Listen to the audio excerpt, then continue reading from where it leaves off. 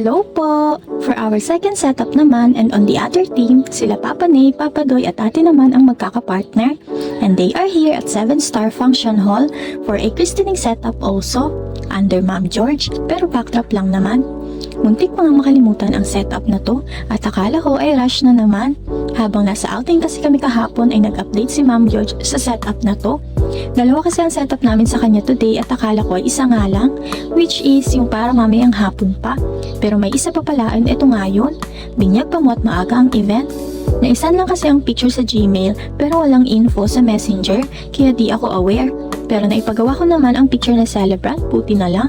Kasi basta may bagong send sa Gmail ko ay agad ko namang pinapagawa. Anyways, ayun, buti na lang kahit na-rush kami sa preparation nito kasi nga akala ko 3 lang ang setup today. Ay ayan at nagawa naman ang paraan and successful pa din ang setup. And here's the final look of our Boss Baby theme for a christening celebration.